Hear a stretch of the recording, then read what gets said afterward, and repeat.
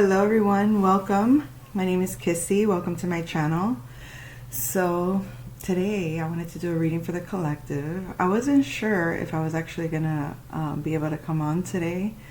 I last night started to feel that I was getting the symptoms of a cold and flu, and to be honest, I mean I did feel the effects of it overnight. I just expected to go full-fledged with it as of today, but surprisingly, it's clearing up. It's like it came and went. Typically, it's been that way for the last few years, where it's like the onset of anything kind of clears out very quickly. And I think it has more to do with the mindset.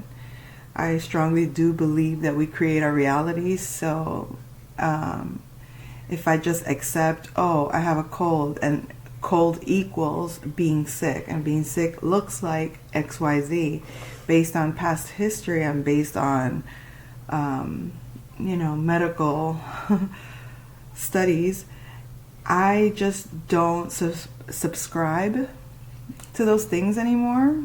And to many, I kind of come across as like out of touch with reality, or incapable of accepting reality, I think, is another thing people have accused me of. I can't accept reality. No, the problem is I accept it as it is. But once I accept as it is, and I see I don't like how it is right here and now, it's not acceptable. I didn't create this. I was told, I was born to believe that God said that we are allowed to live heaven on earth, right? So from that standpoint, anything less than heaven on earth to me is like, there's got to be a problem that needs to get fixed. That is honestly how I look at things. And I don't know why more people around,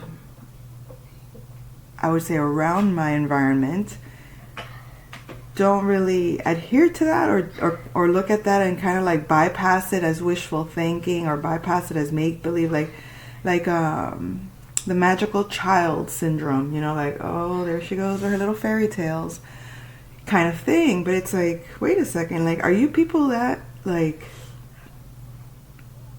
I don't know what the fudge, lazy? I don't know, is it lazy? Maybe it is. I the way I see it, it's a spiritual laziness. I'm just gonna flow with what is, because it takes too much effort to override the system. Now, some people will override the systems of the very obvious things, like, someone wants to look good on a first date, they might go above and beyond to, get themselves up to par physically a little bit more than usual. Or you want to make a first impression for this job, or you're going to be tested on such, so you'll go out of your way temporarily to improve, to ensure that you're at your best for whatever that is. And then once you're at your best for whatever that is, and it's like, okay, once you got it, now you can slack off. And it's like, it's supposed to be where you do it because it's a way of being. You know what I mean? I don't know how to explain it. It's like you can't just want to lose weight to fit into that dress. That's stupid. That's like a waste of time. Really? You're going to go through all that trouble just to fit into that dress for that one weekend or that one night or whatever that is. And then you're just going to be like, oh, thank God I don't got to do that anymore. And then just stop and go right back to a state of being that you were obviously not satisfied with, to the point that you had to go above and beyond to get to what you consider or perceive as ideal, but for the short term. I don't want ideal for the short term. I want ideal as a lifestyle. I want ideal for the long haul. I want the ideal to consistently improve and grow. And maybe that is unrealistic. Maybe that is crazy. Maybe that is far-fetched. But why live a life where you can see that improvements can be made? Excuse us.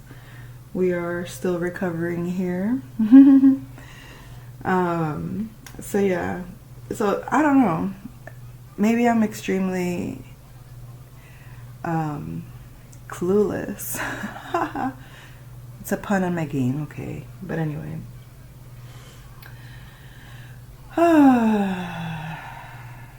So anywho, with that being said, I may have a few more things to add on to that. But for now, as I was meditating to do this reading, I did come across, I don't share my spiritual practice that I do in order to get myself to the state of receiving the messages. I don't share that on camera because to me that's just my practice. I'm not trying to influence you to do what I do, to be in a state of meditative receiving. And so therefore, I'm just here to share the message, and in hopes that the message resonates and can bring clarity into the situation you may be in, to kind of bring order to the chaos, to streamline the step-by-step process of getting to a solution or getting to the core of the matter of the issues. Because a lot of times that's what it is. It's like we don't deal with our problems because it seems too complicated to sit with and ponder and analyze and structure or question and really get to what is it that's wrong here. People will just live in disharmony and accept it as normal and think that that's okay. Like people will go to their jobs and be miserable and complain and hate certain people and hate what they do. And I'm not saying that I haven't been there. This is why I work for myself. This is why I'm doing what I love. This is why I'm being myself. Because when I was living for the Matrix, when I was living doing the things I believed I was supposed to do, when I was living doing the right thing, which is what everybody is supposed to do. You're supposed to grow up, go to college, get a career, support make a family, and live the perfect, white picket fence life, and have great relationships and good friends, and then take a lot of pictures for Instagram, and everybody sees that you are quote unquote successful. But it isn't like that, because if your soul is not at rest, if your soul is not at peace, then it doesn't matter how great those external things look, and or even how wonderful those accomplishments may be, because they are on some level. But if you're dissatisfied, or you're out of alignment, or you're in disharmony with the environment you exist in, and the reason it worsens is because instead of standing up and correcting it at the onset, the moment you realize that there's a discord between you and your boss, or the moment you realize there's an issue between you and your coworkers, the moment you come to a halt in your romantic partnership because the intimacy is off, or there's something different, and you don't mention it, and you don't bring it up, and you don't say, what's off? Why is this off? And it's not a lack of acceptance. It's not about, I cannot accept things as they are. No, obviously, we're not always going to be on and up and ready and harmonious. There's going to be the downsides. But why let the downside linger? Why let the downside worsen? Why let the downside fester and stay hidden and become something grotesque that when it explodes and pops out into some freaking bombshell of a reality check, like a tower card, it shocks you because you were unaware of all the shit that you weren't willing to look at or address, and pretended or I don't know, consciously couldn't face. Like, oh, you're too busy to have this conversation? This conversation here and now is more important than whatever the fudge is going on out there. Now, I'm not saying that if something is pressing, like severely pressing, like there's an urgent matter, I got to get to this urgent matter. Right now is not the time to have this discussion.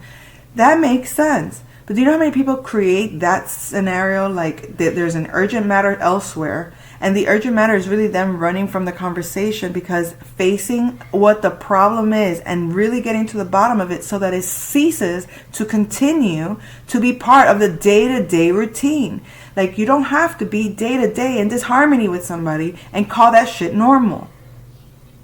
You don't have to be in a bickering fest day-to-day and consider that shit normal. You don't have to, every time you communicate with somebody, be in an argument with them and think that's normal, because it's not. You don't have to be bitter, angry, uptight, and anxious every single day over this traffic, over this person, over this job, over this situation. You don't have to. But people do that on a daily, as a habit, and call it normal. Did you know complaining isn't normal? Complaining means there's a problem. And when there's a problem, you have to stop complaining and address the issue so you can not complain anymore. It's not difficult. Yet, it seems so fucking foreign as a concept that people will actually attack you verbally, dismiss you disrespectfully, when all you're doing is addressing something and staying on it until it's resolved, until it's clear. People cannot convey where they stand, and they can't. It's like they implode.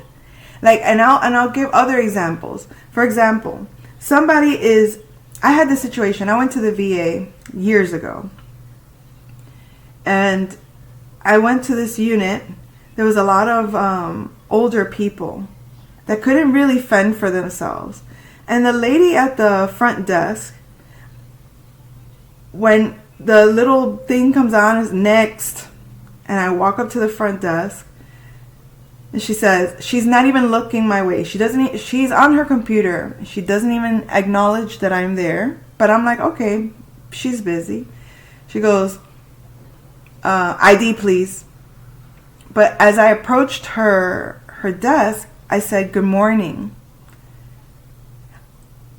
And she goes, ID, please. So I gave her my ID, and then I said, good morning. She literally sat there in silence. Okay? She literally sat there in silence and didn't say good morning. Now, was I personally offended? No. This isn't a matter of I'm personally offended because you didn't say good morning to me and I deserve it because I'm an entitled bitch. No. You work in customer service. Customer service. You're supposed to serve the customer. Hospitality is part of your job description.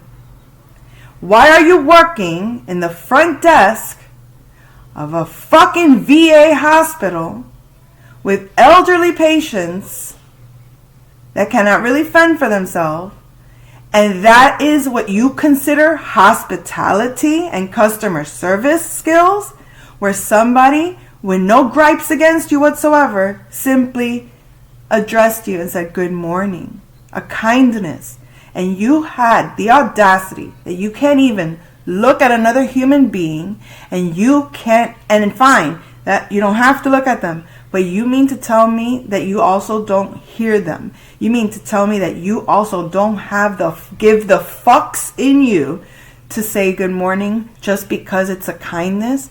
And that kind of personality, that's the entitled asshole that I cannot stand.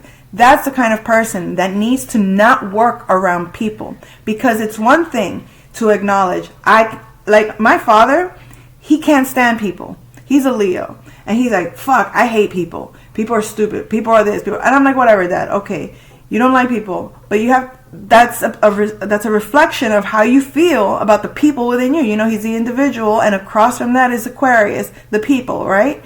So it's like that's a dichotomy that he needs to kind of like work through on his own. But I'm not going to lecture him on that stuff. However, I get it why people say that, and I get it because people can be what's the word? Disappointing on a human level. Just on a human compassion level. Like, it, you know what I mean? Like, I don't give a fuck. How awful is your life that you hate your job so much that you think it's okay to be that rude to others? Get the fuck out. You're bringing your damn disgusting hell into the public spectrum. And it's like, I didn't stay at that. I looked at her and I'm like, ma'am, excuse me, I said good morning. And she just kept ignoring. I'm like, is your supervisor here? She's like, I don't have to say good morning to you. And I said, on a personal level, you don't. But you work customer service and you're being rude to your customer. And that is not acceptable. It just isn't. Now, I may be a fucking Karen. At this point, I don't give a shit. People can call me a Karen if they want for that. I don't do that shit to everybody. I'm very kind. I'm very friendly. I'm like, good morning, good afternoon. I open doors for the elderly, for little kids, whatever, anybody. If I'm walking out, I'll hold the door when I see you walking in, like little shit like that. It's like, can you be of service in your day-to-day life? And that just means it's not going out of your way. It's if you can do, where you can do.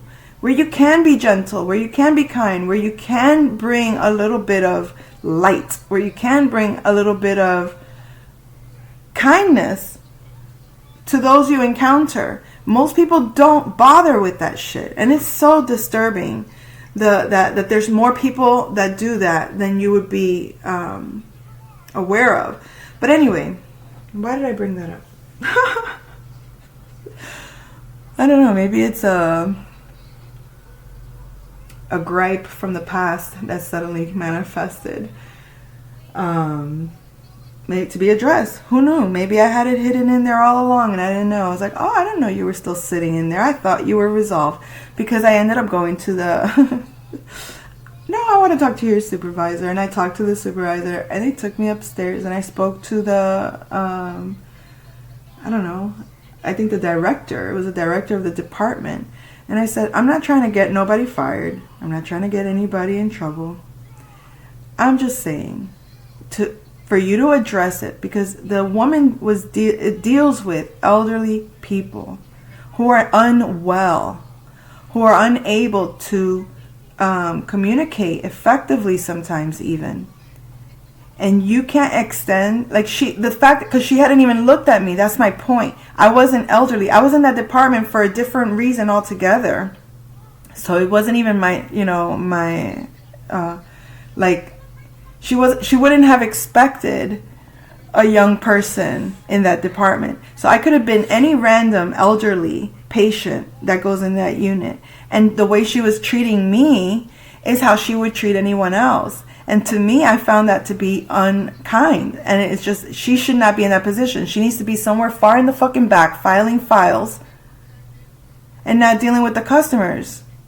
Because the customers are meant to feel welcome, are meant to feel safe, are meant to feel that they're seen, they're heard, they're understood, that they're being taken care of. You fucking work at a hospital, you dumbass. But anyway, don't mind me. See, these are aspects of my personality that I prefer not to share online, because many people get offended. And I don't want to offend the people. I'm not trying, because people take shit personal. And then they when I say you dumbass, they'll take that shit like I'm saying it to whoever's listening. No. If it applies to you, then fine. I'll stand up to that.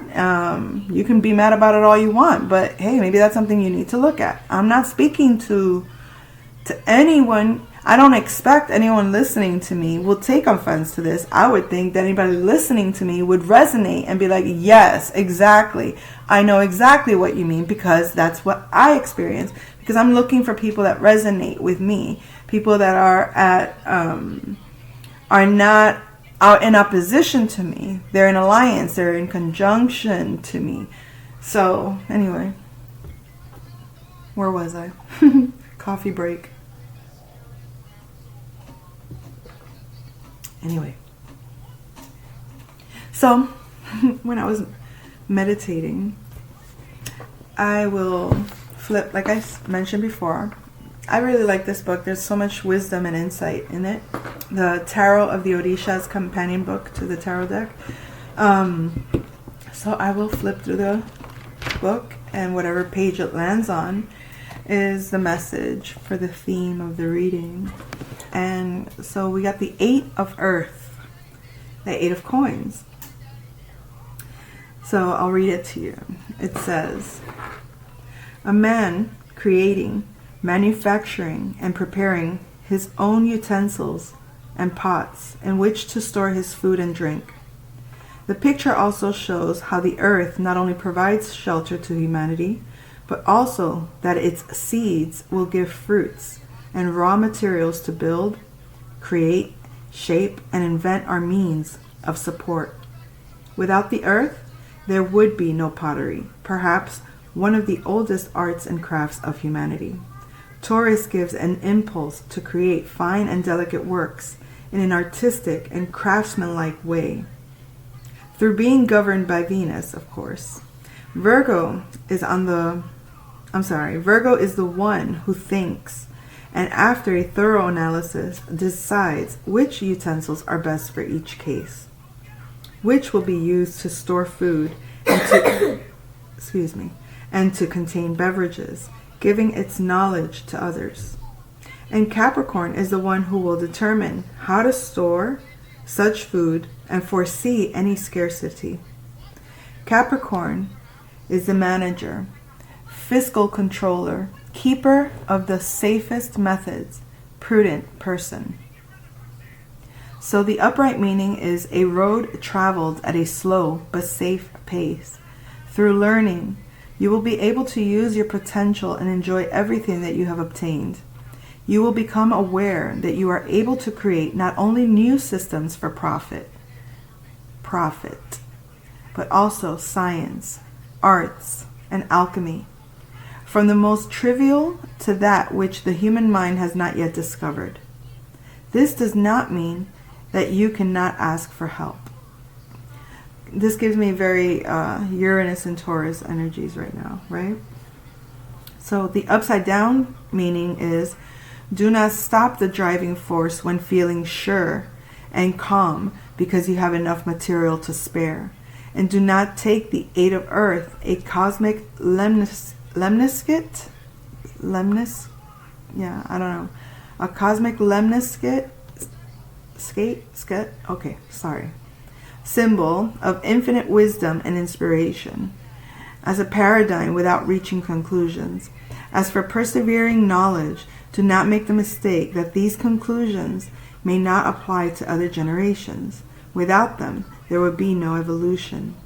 Lack of practicality, abandonment at the halfway point, useless practice, energy, work, and inspiration vanishing in time, pride and egocentrism.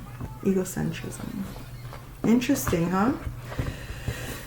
I think it kind of goes with what I guess that's why I came through when I saw the 8 of Earth. That's what was inspired from that. Now, I did the same with my crystal Bible. And this is the crystal that came through. It's a turquoise. The attributes of turquoise is a most efficient healer, providing solace for the spirit and well-being for the body. It is a protective stone and has been used for amulets since time immemorial. It is believed to change color to warn of danger of infidelity. Turquoise promotes spiritual attunement and enhances communication with the physical and spiritual worlds. Placed on the third eye, it enhances intuition and meditation. On the throat chakra, it releases old vows, inhibitions, and prohibitions, and allows the soul to express itself once more. It explores past lives and shows how the creation of your fate is ongoing and depends on what you do at each moment. Turquoise is a purification stone. It dispels negative energy and clears electromagnetic smog, providing protection against pollutants in the environment. It balances and aligns all the chakras with the subtle bodies and attunes the physical level to the spiritual. In traditional thought, turquoise unites the earth and the sky, bringing together male and female energies. This stone is empathic and balancing, a promoter of self-realization. It assists creative problem solving and calms the nerves when speaking in public. Psychologically, the turquoise is a strengthening stone. It dissolves a martyred attitude or self-sabotage. Mentally, turquoise instills inner calm while remaining alert and aids creative expression. Emotionally, turquoise stabilizes mood swings and brings inner calm. It stimulates romantic love. Physically, turquoise is an excellent stone for exhaustion, depression, or panic attacks. One of its protective functions is against outside influences or pollutants in the atmosphere. Healing, the turquoise strengthens the meridians of the body and the subtle energy fields. It enhances the physical and psychic immune systems and regenerates tissue, supports the assimilation of nutrients, alleviates pollution and viral infections, and heals the whole body, especially the eyes, including cataracts. It reduces excess acidity and benefits gout, rheumatism, and the stomach. This stone is anti-inflammatory and detoxifying and alleviates cramps and pain. You can position it anywhere, but especially on the throat, the third eye, and solar plexus. It makes an excellent elixir. So, let's see, anything else? That's all, folks. Interesting that it says it's good for the eyes, because that's been a theme. Also, like, I notice my life and the things that go on in my reality every day are very, are like a physical expression of what's going on in the ethers in astrology. As you start to see the planets and how they operate and move, you see them activating within yourself, but you also see them in your environment playing out. And the divine masculine, having recently come to this awareness, or having recently seen the light, or having recently had a tower moment to the point that they were forced to, now they can't block their third eye anymore. It doesn't get any more symbolic than my own father having a tumor in his pineal gland, having to get it removed because his eyes were being compressed to the point that he was becoming blind. And it was affecting his ability to smell, to hear, obviously to see, but it was also compressing on his brain, the nerves. Fucking crazy symbolic language. Am I not, to me that was like, holy shit, and it's like the timing of it all, everything kind of going through, and I'm like, oh great, here we go, death and transformation, and I'm like, oh, okay. I recently talked about a situation where my dad had been in a car accident, not a car accident, well, it was a car accident, but he was in a motorcycle, and he almost died. And I remember receiving the news, and luckily, everything, he was safe and everything worked out.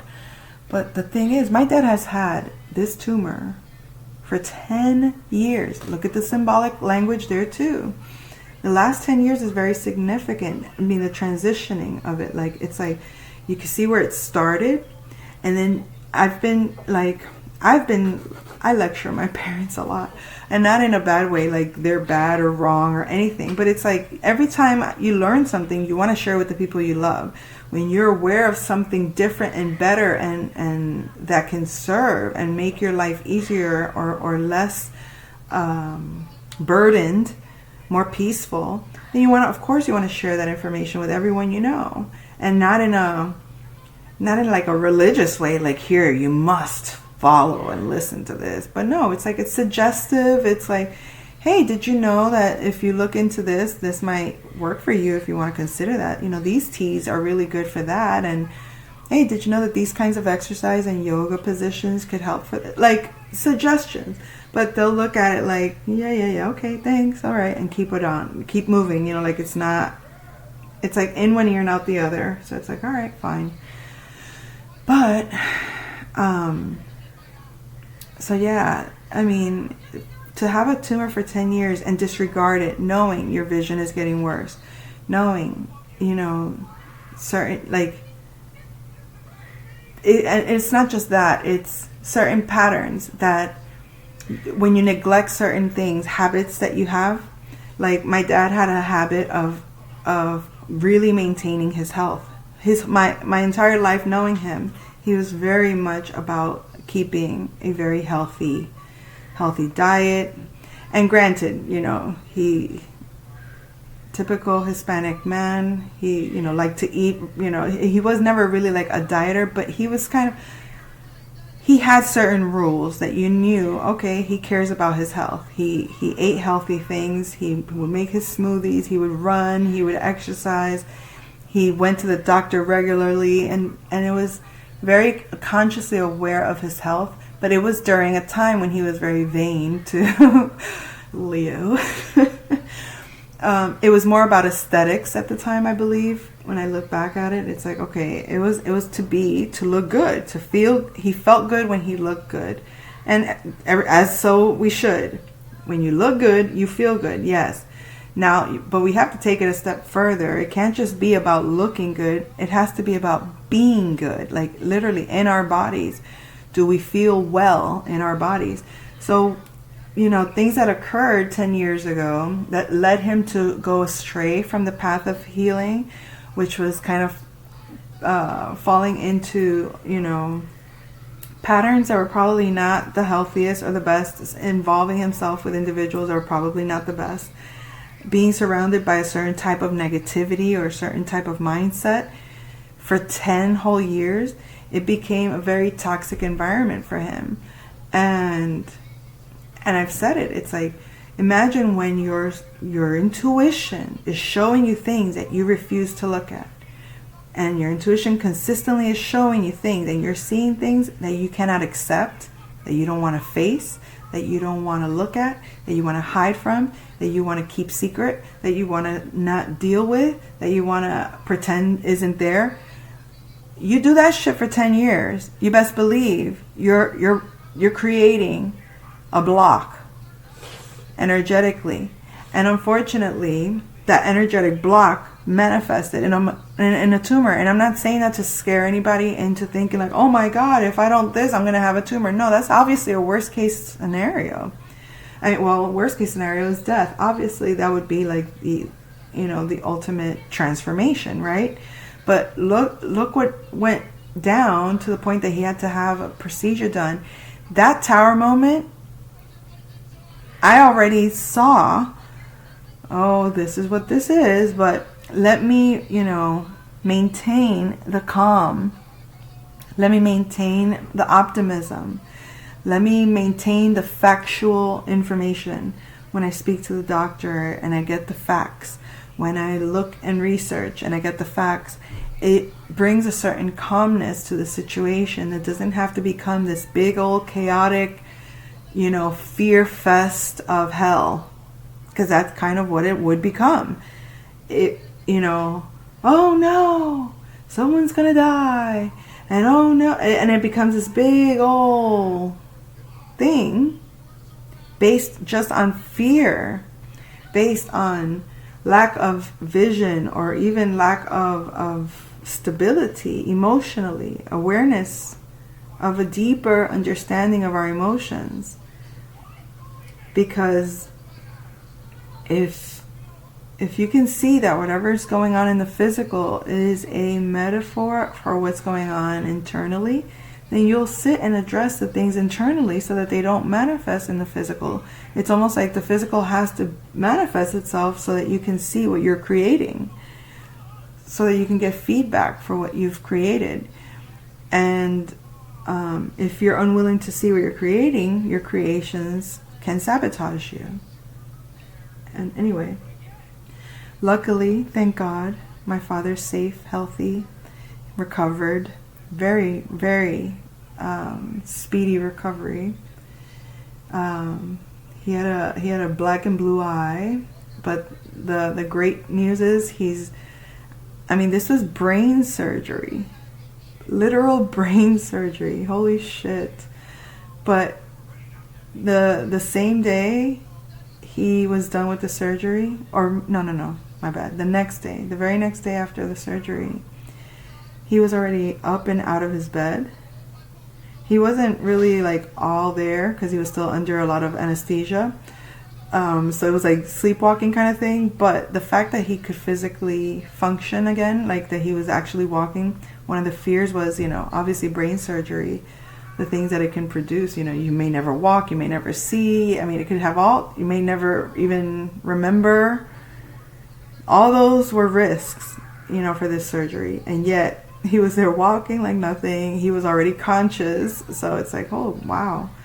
And then like 3 days later, his eyes are opening and he can actually see, he can smell. He obviously can hear because he's bitching the staff for being too loud. So I don't mean to share my personal life, but like I said, my life is a metaphor for what's going on with the planetary energies. And him being a Leo going through this, to me, feels like in my personal life, it's like metaphor with the divine masculine healing, and even within myself. You understand? So it's not just, I don't see, that's going on, that's happening to him out there. No, it's like I can see how that which is happening to him, how that can even be like a prophecy for, like, within my own DNA, within my own way of acting. Remember, he's my father, so I have my father's energy within me. But those patterns live in me, but have I shifted them so much so I don't follow that pattern and end up in that same space? You see, we learn through the generations before us if we watch and observe it and listen. The best relationship to heal within yourself is the one with you first, right? But in order to heal your relationship with yourself, you have to heal the relationship that you have to your parents, to your siblings, to your children, to your spouse, to your, friend, everything, to your environment.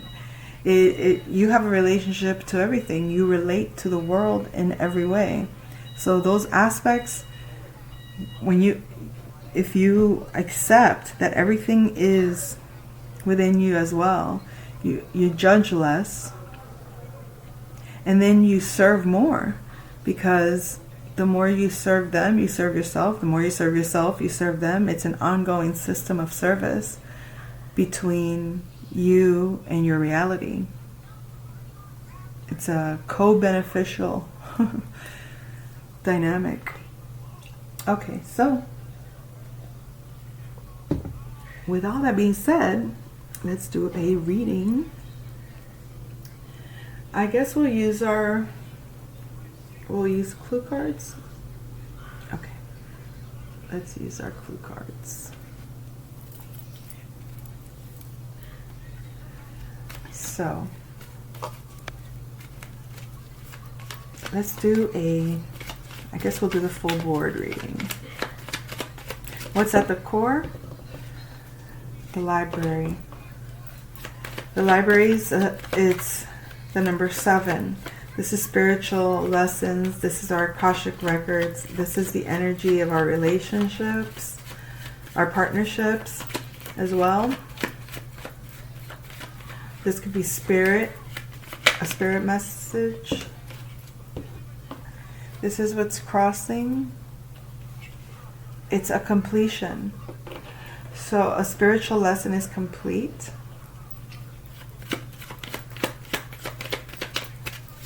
All right, we're going to just go ahead and put them.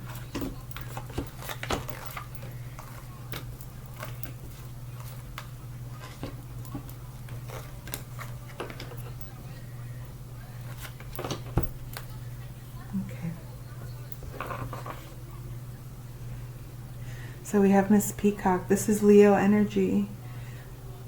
Learning our Leo energy, our charisma, our charm, our passions, our heart, our love. Learning about what we love, who we love, how we love. Learning, because this is in the house of self. This is in the ascendant.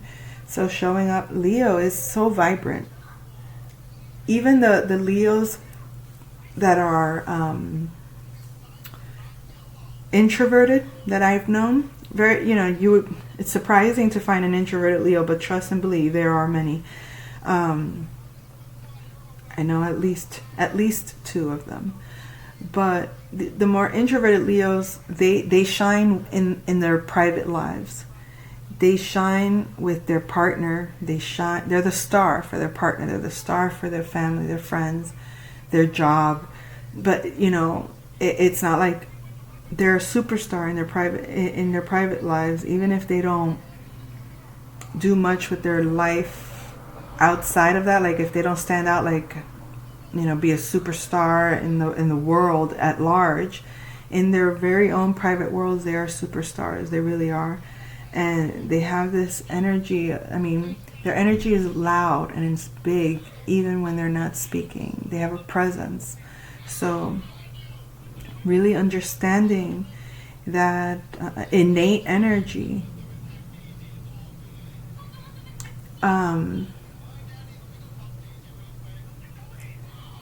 The Leo doesn't have malice, but it comes across as abrasive sometimes, and it can come across as so self-absorbed, even though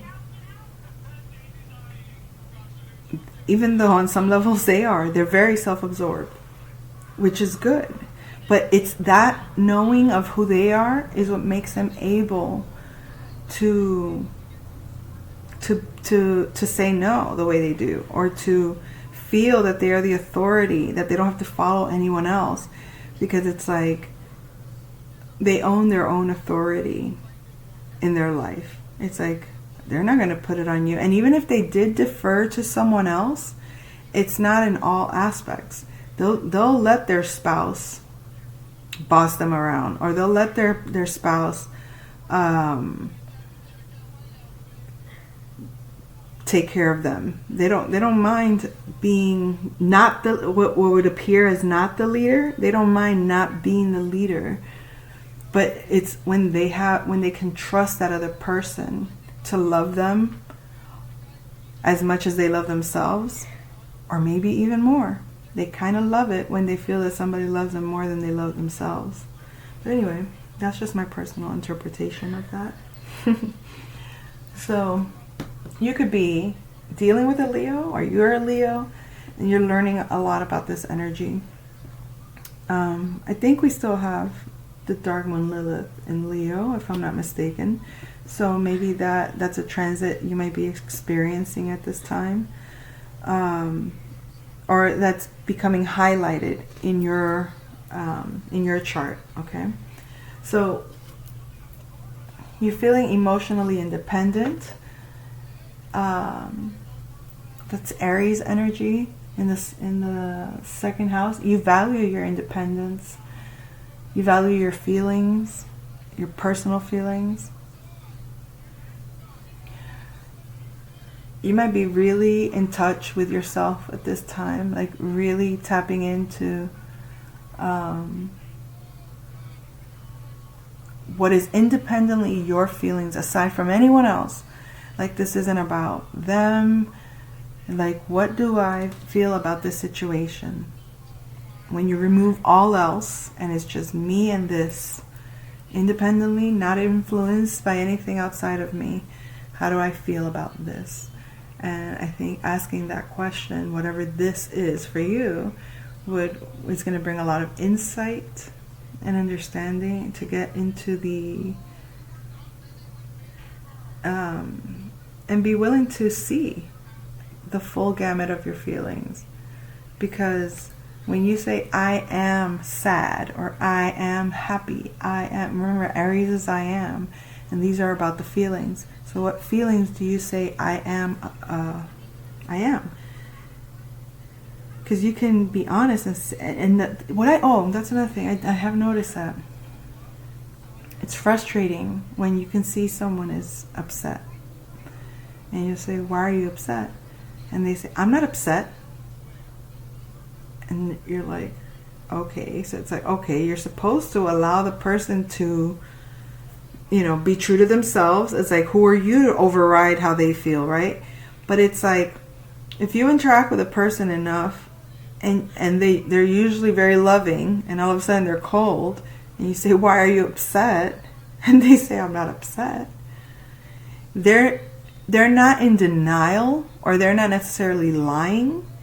They may not even be aware that they're in discomfort emotionally, but they can't identify what that emotional discomfort is because they cannot identify that feeling with a word. So the word, why are you upset? Upset doesn't fit their discomfort.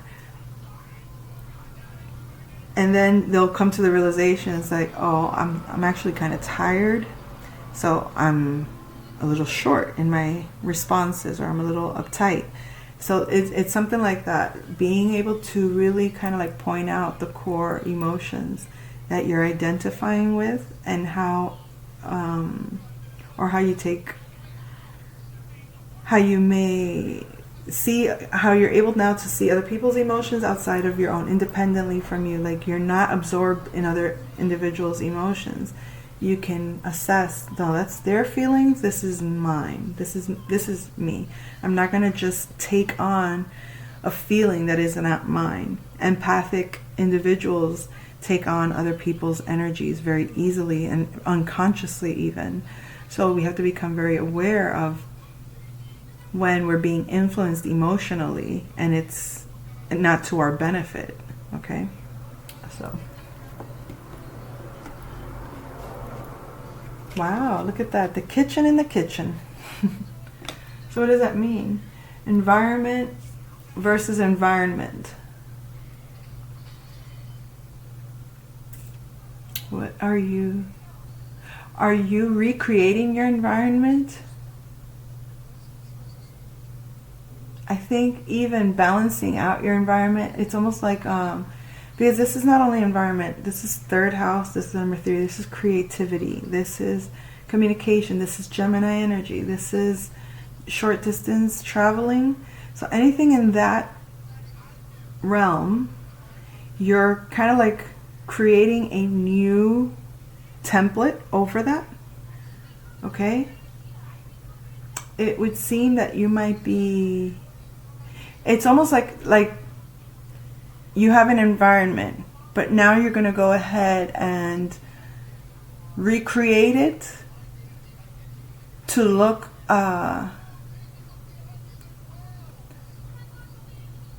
to resemble your vision. Not what was, it's like, it's almost like, you know how you have like these fix and flip houses and people just buy, like, you'll buy a house and it looks terrible. I mean, it's run down.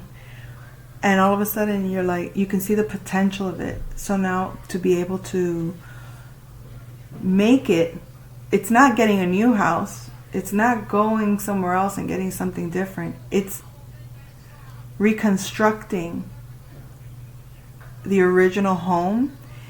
It's like refurbishing or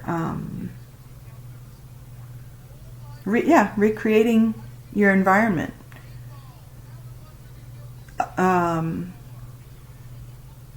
It's also like creating a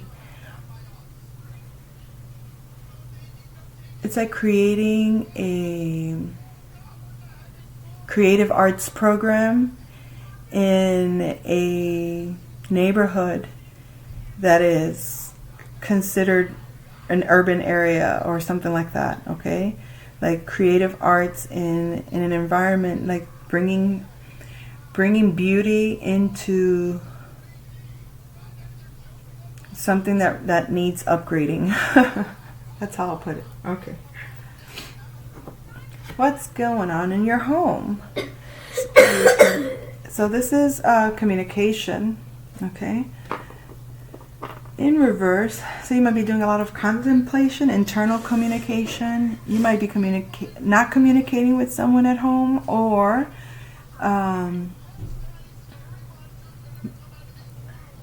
there's not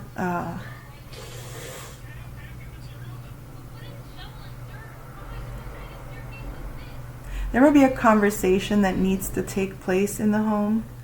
Something that hasn't been said that needs to be said, that a conversation. So you might have to have a conversation with someone either about your home or the things that you haven't talked about that's going on at home, something like that. Okay, let's see what's going on. The lead pipe in the 5th house. So this is like changing how you spiritually convey your message in the physical, because the lead pipe is in reference to the 6th house and 12th house axis, the house of Virgo and Pisces. So that's always like a pipeline from spirit to earth. So there's going to be some changes in that kind of in the communication from spirit, how spirit conveys their message to you in the physical, or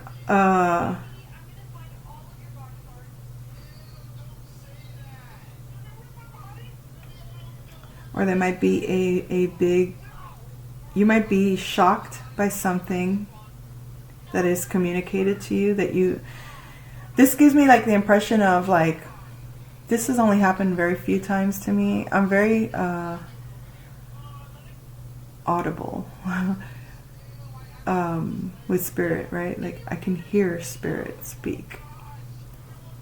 But every once in a while, it's not like you hear it speak just it's like,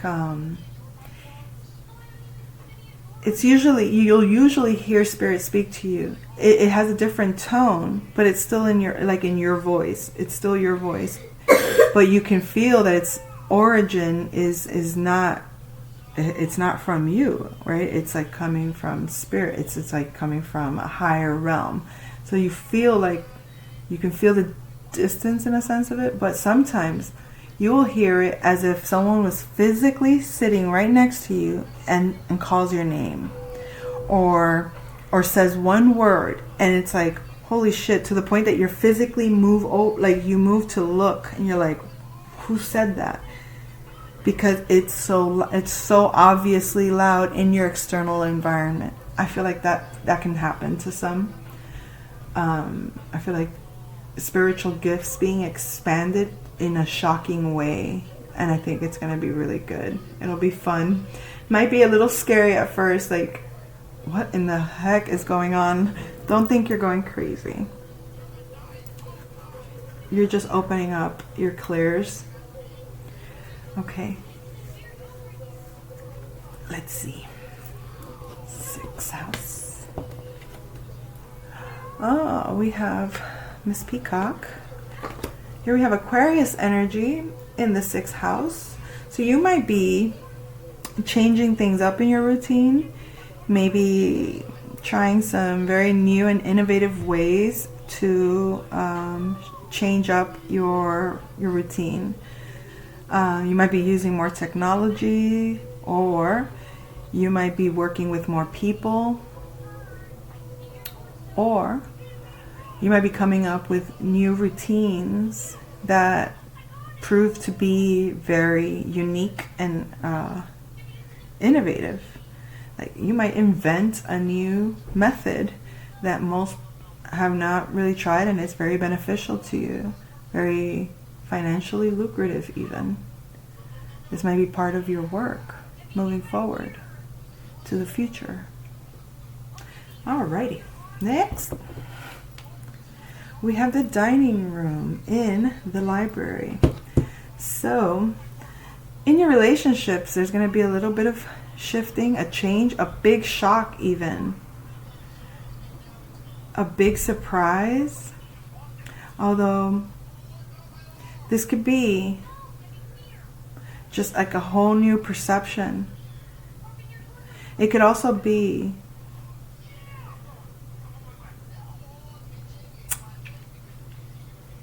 that you're going to learn a spiritual lesson about disruptive energies. You're going to learn something about disruptive energies. All right. Let's see. 8th house, ballroom. So in the 8th house, that's the house, excuse me, that's the house of Scorpio, hidden things, taboo things, other people's resources, but how they relate to you emotionally. Are other people's resources affecting you emotionally, or are the people manipulating you emotionally with their money? Or this could be like even like blackmail for some, like emotional blackmail.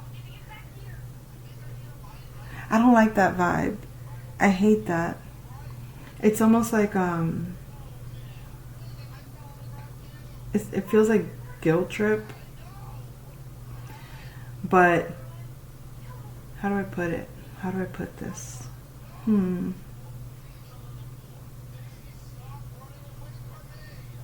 Just be mindful of who you're emotionally attached to that you share resources with, because they could be affecting your vibe.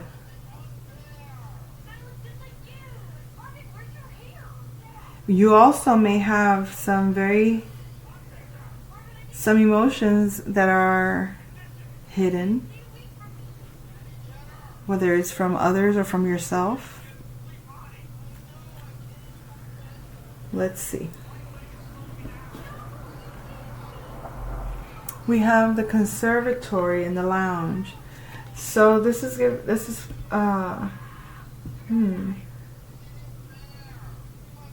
the lounge is about completion, and the conservatory is about the home.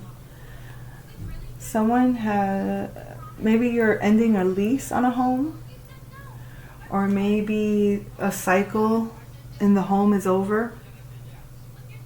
done. So this could be maybe how you've lived in the home is changing. It's going to change. It's over. Like maybe you've been. You heard that? Maybe you've been like living a certain lifestyle at home for a long while, and now it's over. Whatever that lifestyle was, it's about to change. I mean, it says it's a completion of a home. Maybe you finished. If you were building a home, you've completed it. Maybe if you were married, you've separated or moved out. Maybe if you had a roommate, you've changed or you've ended something that in the home, whatever that is. Okay. 10. The kitchen in the 10th house. This is, you might be traveling for work. Maybe you work from home and now you're going to have to work at an office. Or maybe your status has to do with your environment. Like maybe you're doing, you're communicating your status.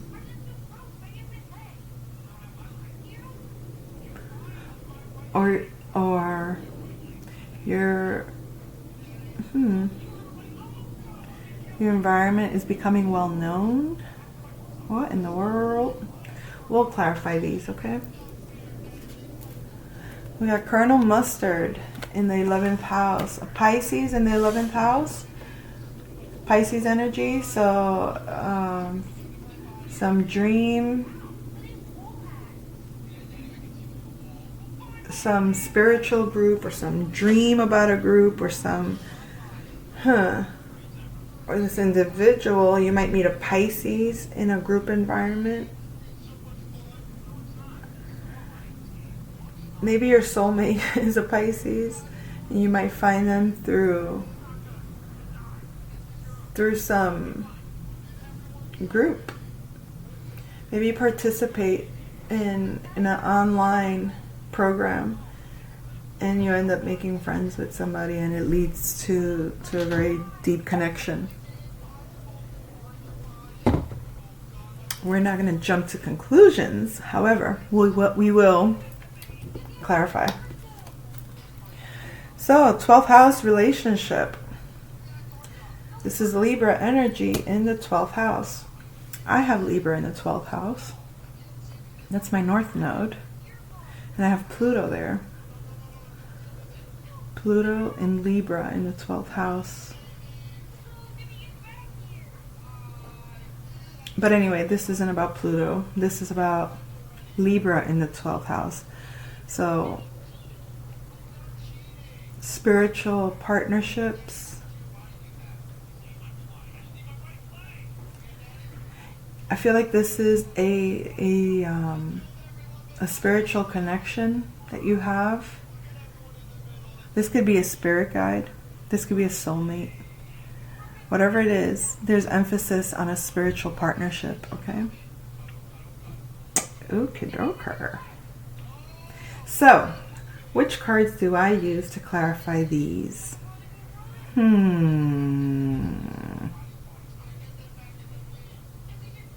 Alrighty. Alrighty then. If you insist. If you insist. Oh my god. Because I had the window open. Look, they're like stiff. It's like they have arthritis. Let's stretch out these cards a little bit. Maybe some of you feel a little bit stiff in this situation. Like, oh god. See, there goes the pervy mind. Scorpio, are we done with Scorpio? Scorpio always brings, like, I can't say anything without that word. Whatever it is, it always has like an undertone, like a sexual undertone to it. Like, stiff as a board. It could just be stiff as a board, but no, of course, the first image that pops into my mind is some pervy thought of some dude being stiff as a board. If you know, oops, if you catch my drift. I don't know. It's not like I want to, but those things just, images just show up.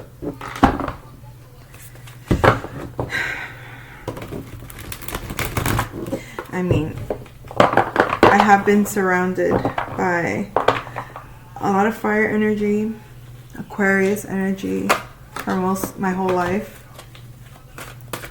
So a lot of very weird things that I've experienced, witnessed, or heard of. Anywhoots. Maybe it's because I have Uranus and Scorpio. That's possible. Alright, so let's see. Let's clarify why the library is at the core with the lounge blocking, or not blocking, crossing, I should say. So a completion of a spiritual nature, completed a spiritual lesson. What is this about, Spirit? Oh my goodness gracious. Oh, interesting. We got the moon in Sagittarius in reverse.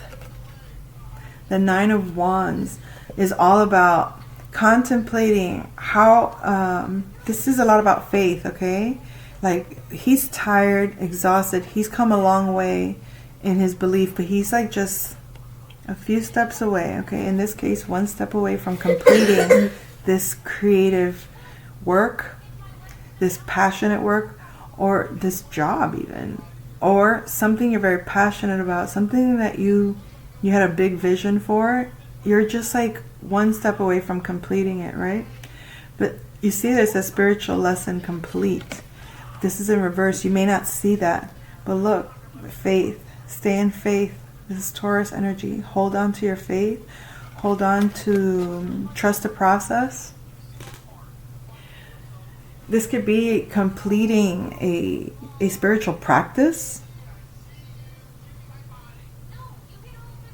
Maybe you were being initiated spiritually and it's completing.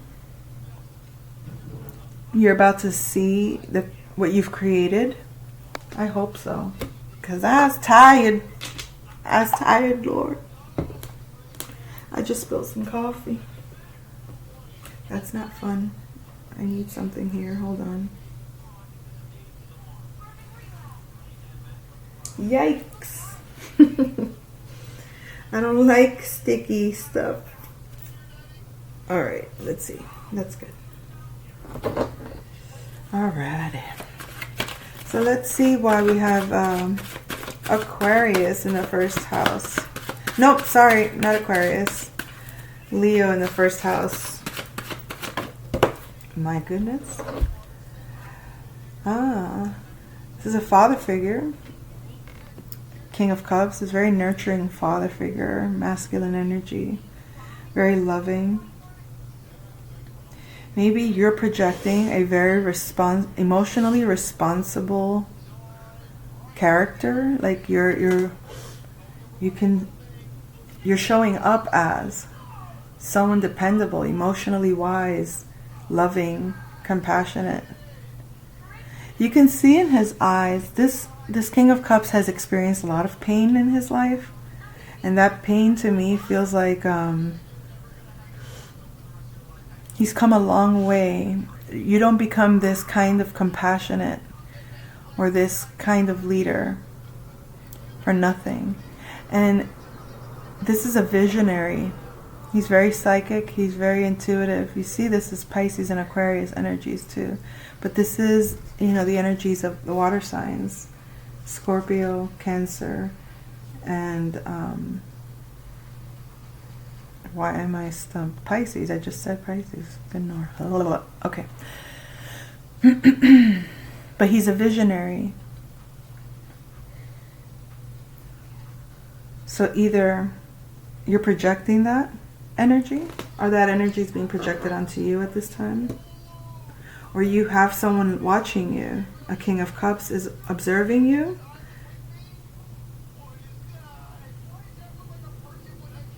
And he is seeing you as someone who's either mastered their emotions, emotionally mature, or very psychic or very compassionate, okay? Let's see why Miss Scarlet is in the ballroom.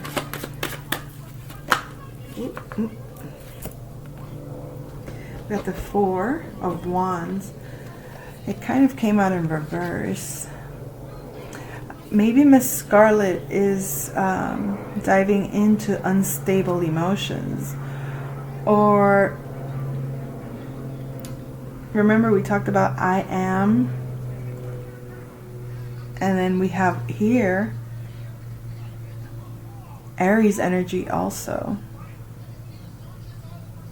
Venus and Aries. Interesting.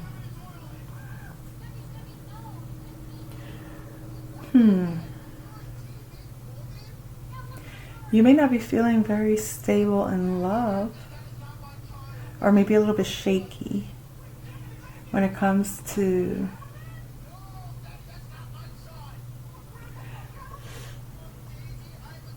your passions, what you want, what you desire, what you love, what you value. Maybe it's on shaky grounds right now.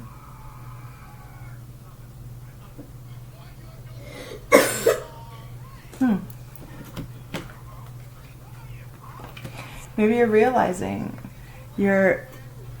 how you feel is not as stable. And when it comes to something you thought you loved, or something you thought you wanted, maybe maybe that emotion is not as solid or as stable as you thought it was. Okay. Let's see. Why is the kitchen in the kitchen?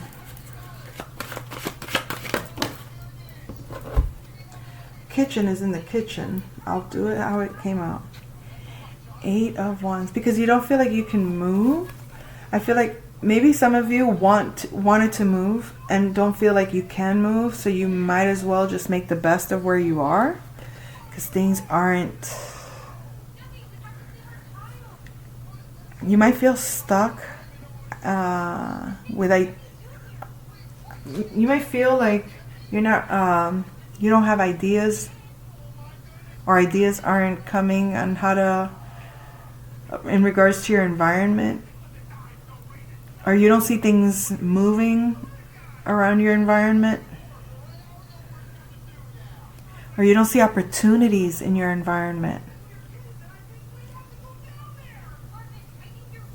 So you may want to recreate your environment because of that. Okay, take that as you will. Why is a dagger in the conservatory? Ooh, somebody has a lot of deep, deep, deep emotions that they're not communicating. Now, we say that this is communicating about a home, or communicating in the home, or something like that. But remember, home is also where the heart is. So this could be someone you truly love, or that truly loves you, that is not communicating with you, or you're not communicating with someone that you feel is home to you. I'm going to leave that alone right there. I'm not going any deeper than that. That's deep enough. We have the 8 of Cups in the dining room with the lead pipe. Okay. So we said we were going to get some shocking information from Spirit. And it might be that someone's moving on to new territory. Someone is abandoning the past to recreate a new. Now look, this is Saturn in Pisces. Saturn just entered Pisces. And it's like creating the dream, or built the structure of the dream, or something like that.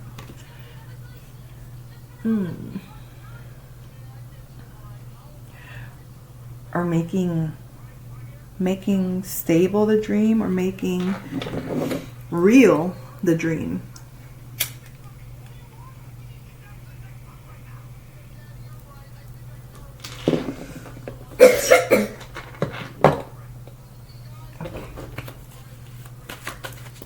Let me put one here too.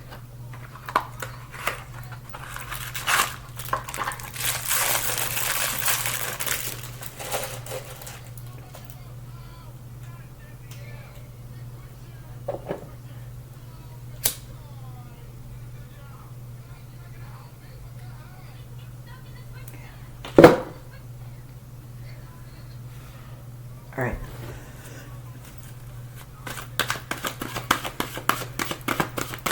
Let's see why Miss Peacock is in the billiard room. Miss Peacock is in the billiard room. Ooh, we got 2 cards here. Uh-oh. Empress in reverse and the 2 of coins. So we have, we have Miss Peacock, which is Aquarius energy, in our routine. We said we needed to change up our routines, or we're going to come up with innovative ways to change our routine. Okay? Or to balance out our routines. I feel that we're not we're not able to create or manifest or produce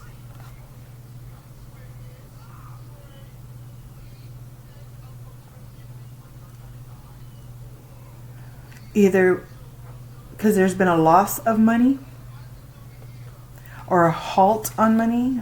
Like money, it's like lose. You see how it's like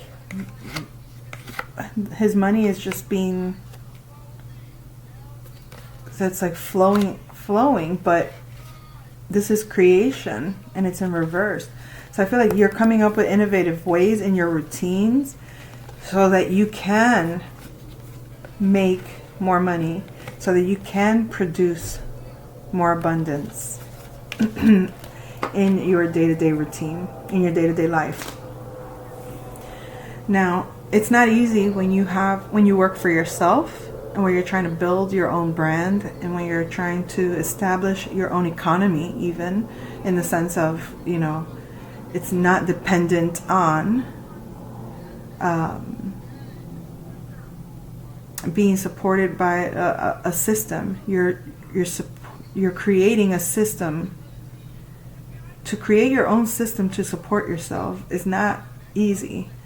To create your own system to produce for you as you deem fit, like it's not that easy, because I can make money, but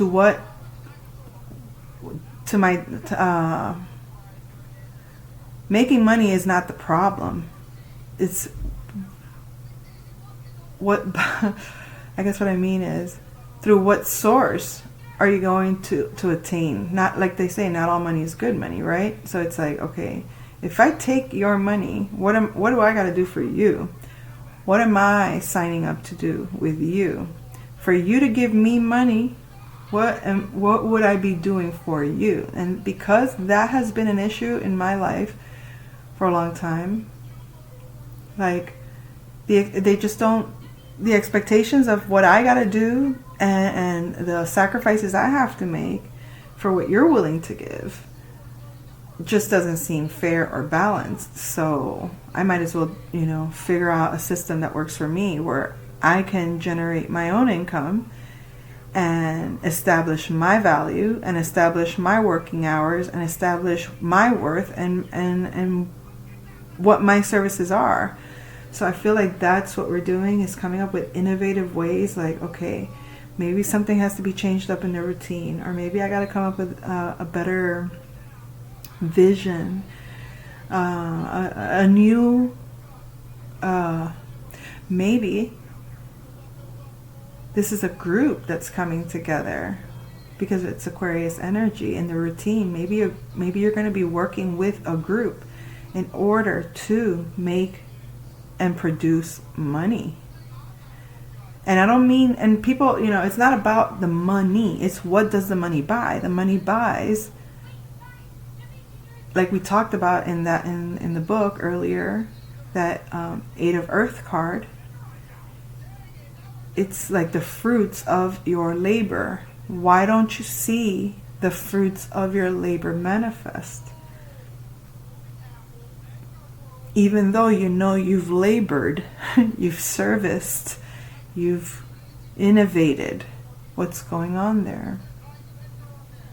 Yeah, Spirit, what's going on there? I would like to know. Inquiring minds would like to know.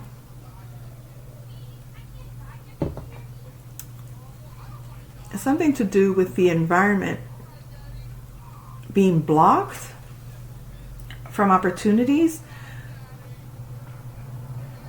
because it would be futile to try to generate where there's no opportunity for it. You know what I mean? It's like,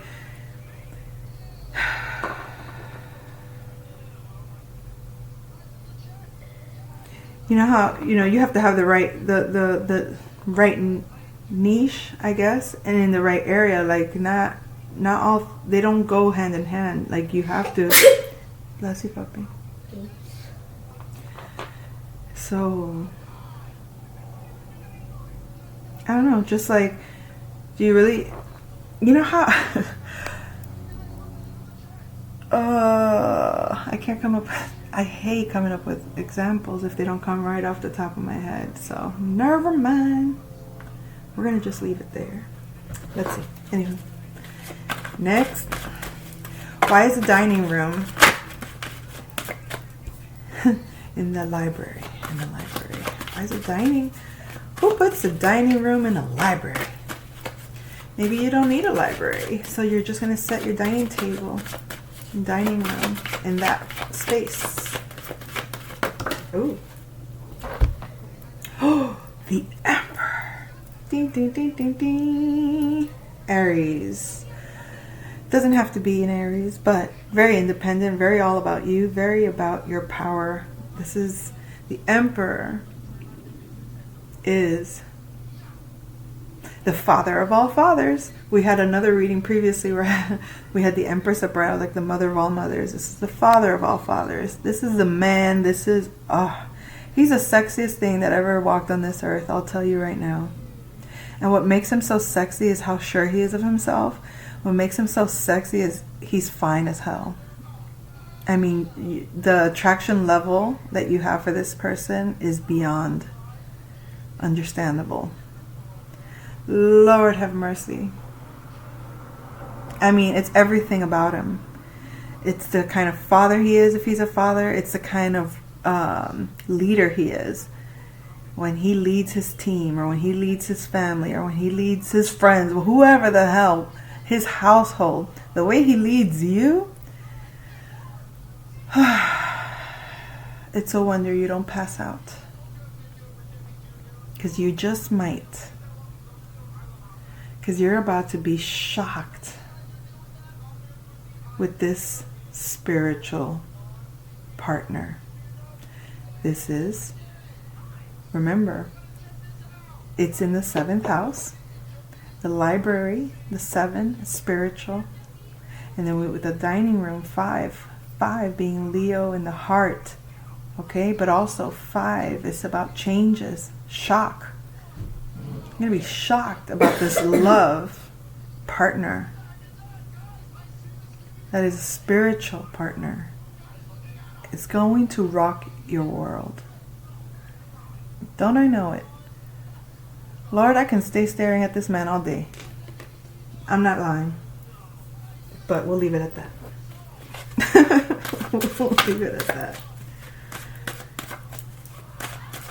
And it's like, it's the kind of person that makes, this is the kind of man that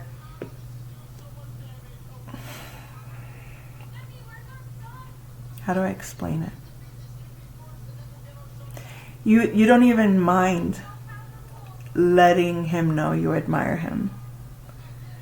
It's like there's no pretense with him at all. There's no game playing, there's nothing. It's like, no, I simply adore you. I simply admire you. I simply love you. I just do because I do, and it doesn't matter. It does, like, it is a disservice to myself not to be honest about that. It's a disservice to myself not to say that, not to keep that real, because it isn't like because there's no threat. There's no threat of vulnerability there. He doesn't inspire you to feel threatened about being vulnerable. It's like you're supposed to be. Like, it's like, thank God it's like his leadership, his power cradles you. His power actually puts you in full feminine energy. There is no doubt about that. It's like, and it's not like, it's not, because sometimes, I don't know how it got convoluted, but people think when you say feminine energy, that means passive, and passive is somehow bad and lazy and wrong. And it's like, no. It just puts you in a submissive space of trust. You're trusting in divinity. You're trusting. Like, this was like God picked, handpicked specifically for you. Specifically for your heart's content. this person loves you as a father would, as a grandfather would, as a boss would, as a lover would, as a brother would. He's all men in one. All men. Oh my God. Let me stop. Hush, puppy. Okay. Do we have some vino? Vino. We need a little bit of vino. Just a little. All right, where we are. Where are we? Oh, ballroom. Ballroom in the hall. You can't fit a ballroom in the hall. However, Spirit, Chariot, Cancer energies. We talked about feelings that are hidden. Feelings that are hidden. Other people's resources. Spirit is on this. Spirit is either protecting your feelings or is charging in. You might not even realize how deeply connected you are to Spirit. You might be connecting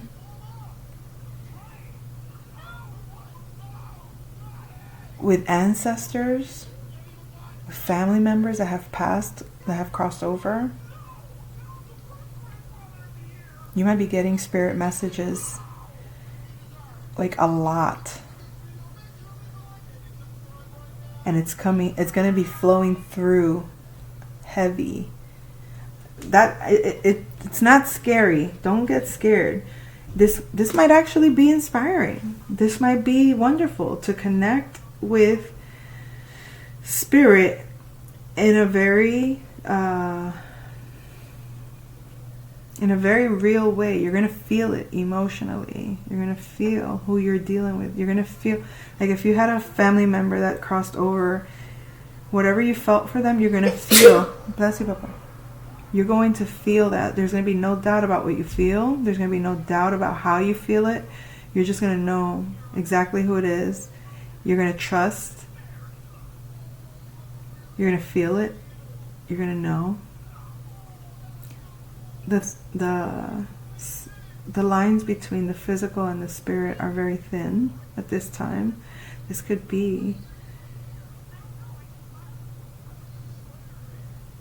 we said, a spiritual partner. If your soulmate isn't your spirit guide also, I would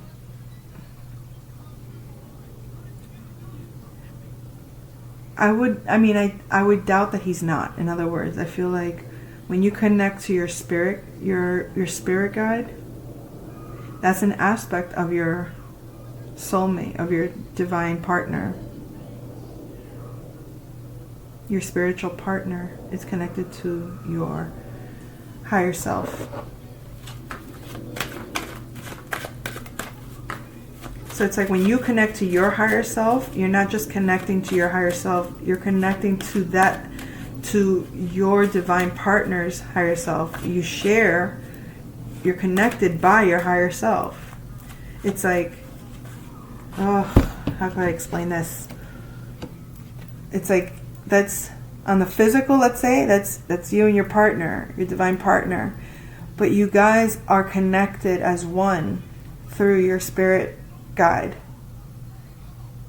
through your higher self.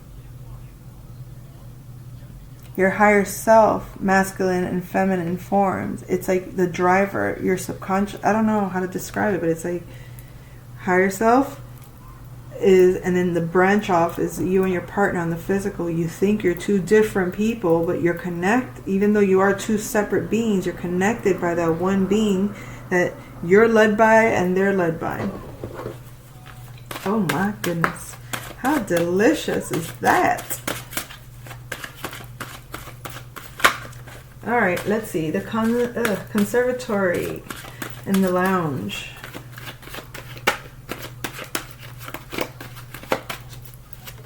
Oh, there it is. Oh, yes. This is actually good news. The 3 of Swords. Why? Because we said The lounge is completion, and the conservatory is a home. The end of a home situation that was very painful, a home that betrayed you, or a heart that betrayed you. It's like that cycle has ended. The cycle of being betrayed by someone in the home, a cycle of being betrayed by someone that should have been in, like, someone you allowed in your very intimate space to betray you. That cycle is over. That's not going to happen again. It's like that lesson was learned so good, no one will ever get the opportunity to affect you on that level, to affect you to the point of, when I say it's spiritual war, that's the basis of spiritual war. It's one thing to hurt someone physically. It's one thing to hurt someone emotionally. It's one thing to hurt someone mentally. It's one thing to hurt someone psychologically. But to hurt someone spiritually? Oh my God. You just don't know the kind of soul, it's devastation. It's devastation. That to me, that is the real death. That would be the real death to me. That is like, it completely transforms. Like, you are no longer who you were. Because somebody could affect you physically, but you're still you. So, like, you know what I mean? Like, on all those other levels, you're still feeling yourself as the same version of yourself. But when you're taken out spiritually, and you're reborn again, you are literally reborn again. You are reborn again, because you will never be that you again. That shit is fucking... Yo. The things. I won't say what none of that means, but for my Latin peeps, my Latin lovers, if you're from Hialeah, you know what I'm talking about. Alright, where were we? Oh, 10. So why is the kitchen in the 10th house? Ooh, okay. Wait. Okay. The kitchen is in the 10th house because we have the Justice in reverse and the 3 of Wands in reverse. So what does this mean? Well, it means something about your status is an injustice. Oh. And an opportunity did not come. I feel like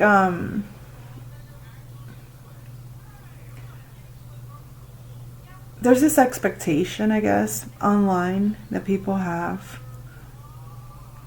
to... the people online express what the general consensus is. Like, it's easier to see population because it's so versatile online. But when you start to see the patterns online, it just makes so much easier. Like, it's not like just in your neighborhood, because when you're just in your neighborhood, you can only analyze that small chunk of space. But when you see online, and then you see patterns across the board, like, it's not just happening here, it's happening there, and different parts of the world. And you're like, wait a second, there's a general consensus here. There's like a bigger thing going on here. What's that bigger thing? Is that your status about your space, your environment, there's an injustice about that. I feel like for some, it's about you were affected when it comes to your career. someone, or there was like because here's how I know. When you do your due diligence, when you do what you're supposed to do, and you know that these are the ways in which to obtain status, when you've obtained status, different status over lifetimes, and then suddenly, no matter what you do, it doesn't work. You're like, something's off. And not only you're not just not able to obtain the status, but to have been downgraded in status. This kind of gives me the vibe of how, you know how they say how they're like removing the middle class and you're either going to be in upper class or low class. Let me say something about this real quick. The internet is an ugly place sometimes. And I'm not trying to be, judgmental about the whole thing, because it does serve a great purpose. It allows us to communicate with people we would never otherwise have been able to. So I appreciate the internet for the innovation that it provides in how we live our life every day. However, the opinions of so many people can influence your life. So if you only had one negative Nancy around you, you could walk away from that one person and, generally have, a very high energetic experience. In other words, very positive life. But if what you consume online over a period of time, if that negativity is overwhelming because you're naive or you don't recognize it. I was like that for sure. I got on, like when I first got online, that wasn't even a thing for me. Like, I'm a 70s person. I'm a Gen X. So there was a long time for me in my life without the technology the way it is today. Like my kids were born into a world of technology that I was not born into. So they may not understand when I explain it the way I do, but it's like, it's not healthy to be surrounded by so many thoughts and opinions, because it influences how you behave and how you look at the world. And it affects so if you were very optimistic, as was I, and you believed that opportunities were always available, and that, you believed what you were taught in elementary school, that be all you can be. Well, that was the Army logo, I think. But, all those little commercials that you see in the 80s, they were always, trying to remind you of how great you are and how wonderful you are and how all opportunities are available to you. And for a little, somewhat poor Spanish girl, that was like, really? I can do all that? Okay, sure. So I'm going to go out and do all that. And you know what? I did a lot of things that I didn't think I was allowed to do or that I could do. And I did them, and I was given many, many opportunities. So all of a sudden, I start a career online, or I start trying to produce content online, and my whole life crumbles and falls apart. I'm not even going to lie. I'm not dramatizing that. Literally everything in my world fell apart. Everything. Now, were those things in my world that were falling apart necessary to fall apart? Yes. Was I already needing them to fall apart? Yes. As drastic as it did? No. As scary as it was? No. But when it comes to the career, and you feel like you're on that, what is that? The rat wheel? Like in the cage? Like you're just exhausting your energy, running in that wheel. You don't see anything happening, but oh my God, that just reminded me of, the movie Catch Me If You Can with Leonardo DiCaprio and Tom Hanks. There's a scene that he's having dinner with his fiance's family, her parents, and I think that's Martin Sheen is the father. And he says, I guess because they're Presbyterian or something, like they're religious, and it's like, would you like to do this, the prayer for supper or something? He's like, sure. Remember, he's pretending in the movie Catch Me If You Can. He's pretending to be all these different characters. He's not really any of them, but he's really good at creating the illusion, right? And so when they asked him to pray, he actually told I guess what you would call an inspiring story that his father used to say all the time. And it was so funny because when his father said it, he said it, and you can tell it was meant to be an inspirational speech. It wasn't a prayer. But because he wasn't raised religious, he didn't really know what to pray, and what he does is that's the only thing he knew was close enough to a prayer. He's like, there were 2 mice and they were in a bowl of butter or something like that, whatever, right? And they were drowning. I guess they were churning butter. One mouse drowned, and the other one, oh my God, I'm so butchering this whole joke or the whole story. The point is that they were both like running in this like thing where they were turning milk into butter. But one mouse drowned, and the other one kept going until he turned the milk into butter, right? Basically. I said it completely different, but anyway, that's the whole point. And why I said that is because it's kind of like what it feels like when you're working overtime, but you don't see the results of it. It's like, why am I working so hard? I don't see anything growing out of this. It's like, so you learn to step back or slow down or stop or don't do it. Just stop. But most people are afraid to stop because all they're used to doing is going. And that was me. I mean, I could be a run-on sentence forever. But when you do hit that wall, metaphorically speaking, not realistic, even though, leave it to the Aries in me to actually run into a light post with my bicycle and get an incision on my eyebrow as a child. That's so Aries.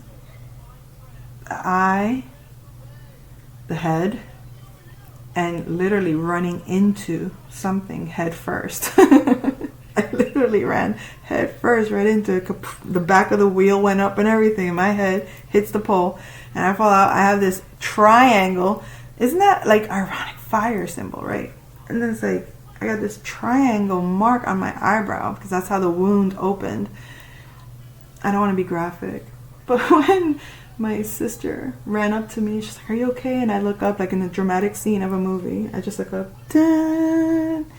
All you see is blood squirting out of my forehead. Anyway. Sorry. For those of you that are sensitive to visuals, my apologies. I just think that the symbolic language is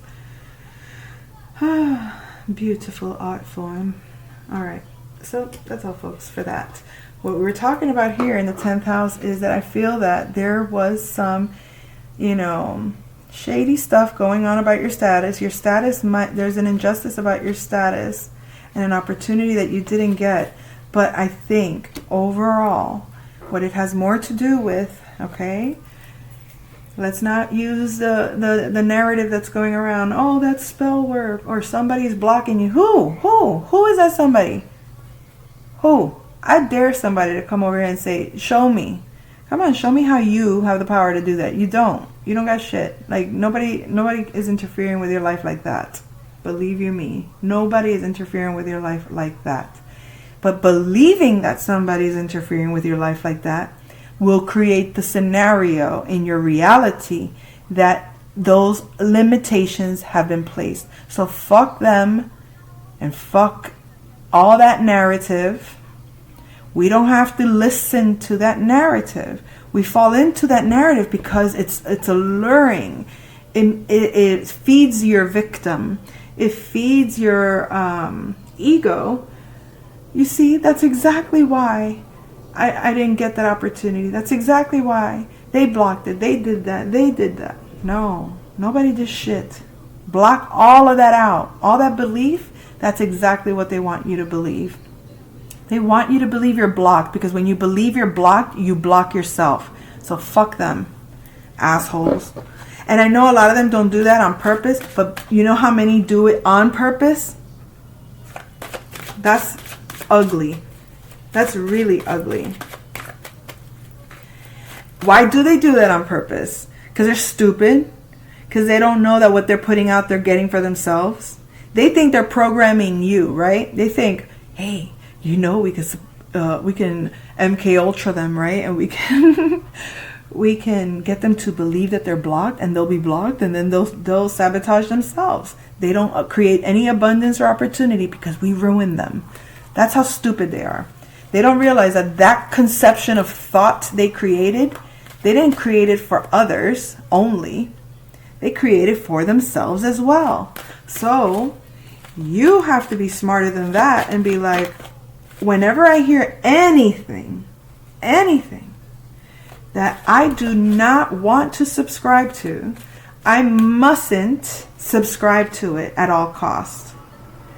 The more they try to make me subscribe to it, the more I fall into my own knowing. I quiet the voices out there and I stand in my truth. My truth is this. And that's when you have the power of creation and you create your reality as you want your reality to be. Now how let me stop. Let me not. Because I can be a vulgar bastard and I don't want to be.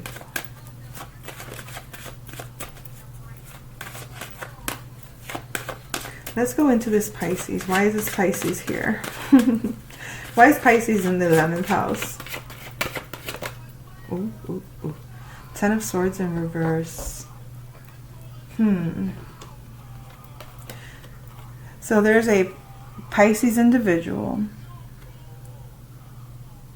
in your group's social circle. And it could, like I said, it could just be the channels you subscribe to, okay? You create a network. When whoever you follow, let's say you follow 10 people or 10 channels, and those 10 channels are of the same topic or subject, right? You could be into car building, so you're following 10 different people that build cars. Computer engineering, you follow 10 tarot, astrology, whatever, right? That's part of your social network, your extended social network. At this point, that's the reality of life. You don't just live in your physical 3D reality. You also live in the extended networks that you subscribe to online. That becomes your peer group as well. And guess what? Your peer group, there's a Pisces person that's in despair or tried to put you in despair. And I say tried to put you in despair because it's in reverse. So it's like it's projecting outwardly. And I know this isn't you because I know you are not projecting your despair outwardly. Otherwise, it would have come out as upright. So the way I see it is that there is a Pisces in despair or projecting that despair onto you. Now, why do you need to know about this individual?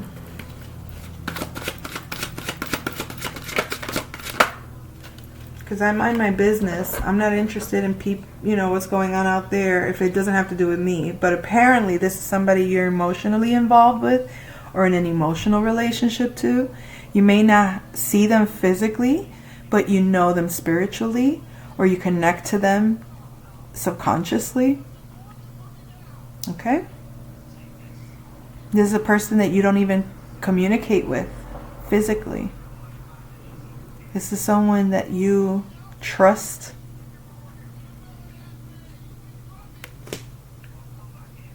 This could be someone you follow or subscribe to, that you listen to, might be in despair.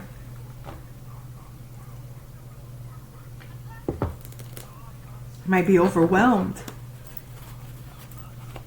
Again, why do we need to be aware of this?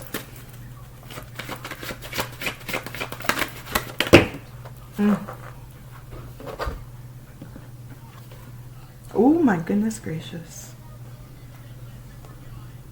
Oh my God, this is someone you were in a romantic connection to, that you invested a lot in. Aww. Did you conquer this person? Did your love conquer this person? Oh my God, that's so cute. Oh shit, leave it at that. Let's leave it at that. We're not going any further than that. I'm not trying to embarrass nobody. Look how beautiful. That was beautiful. I'm just gonna leave it at that. Okay, 12th house. Partnership. The candlestick in the 12th house. Libra in the 12th house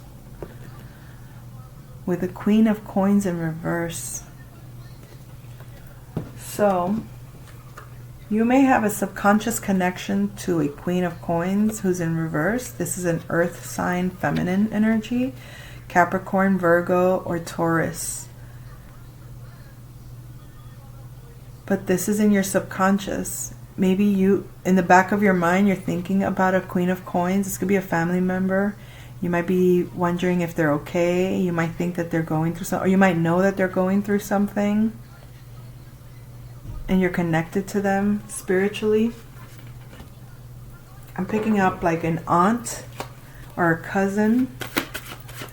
It could even be a mother, but I'm getting more of an aunt energy. Let's see, why is that showing up?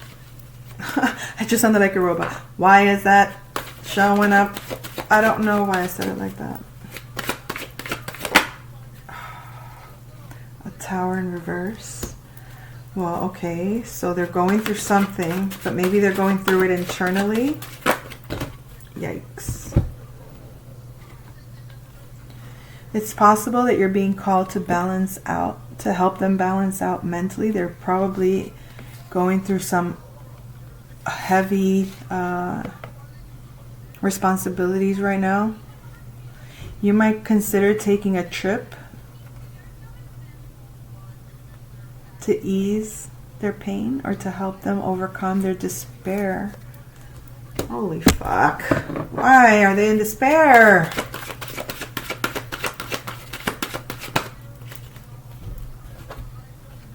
Well, this was like this because there's a change.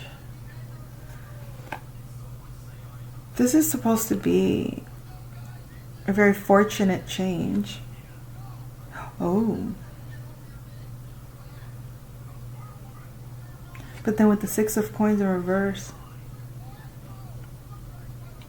All right. Let's go here. You have a relationship with somebody that you're connected to spiritually.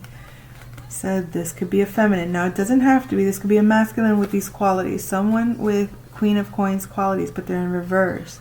Someone you couldn't really depend on. Someone that probably had money but was greedy about it, didn't share with you. Somebody that probably wasn't very nurturing. Somebody that could have done more for you and didn't. Is going through a Tower moment that they're not talking about. Or they may be going through it and you're seeing it subconsciously because it's not yet manifest. Okay? So you might be called in to communicate in order to balance.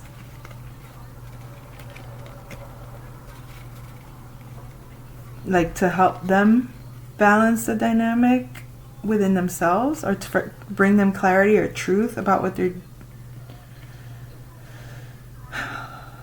clarity or truth about why you don't communicate.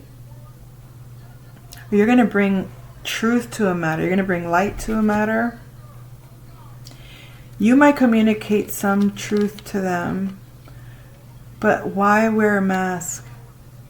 Why have your heart chakra blocked with them? This might be someone that you couldn't really depend on, so you might be reserved about, but you might have to call them out on something, or you might have to tell them the truth about something, about their energy, trying to help them change the outcome. Hold on.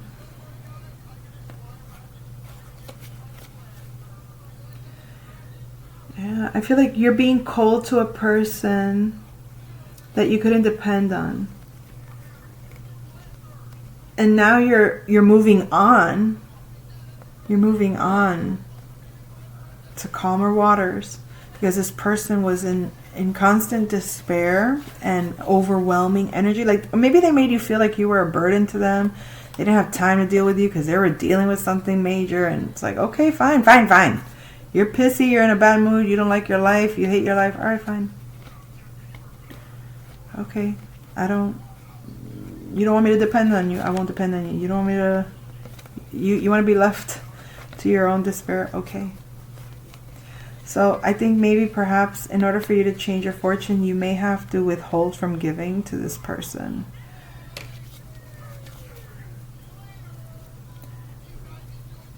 Because you were extending perhaps an offer to this individual. You were trying to give them, understanding. You were relating to them. You were trying to connect on the physical with them, on an emotional level. But I think your fortune, that was affecting your fortune. So I think you're being asked to be mindful of this individual affecting you. You got to see the truth of this situation and walk away or move away from this energy, this Five of Cups energy, this very, very sad and depressed energy and victim energy. Release whatever burdens that is in order to change your fortune. And stop giving to partnerships. Stop emotionally investing in partnerships that don't reciprocate. Okay? That's all, folks. I'll come back with a message soon. Hope you enjoyed. Take care. Bye.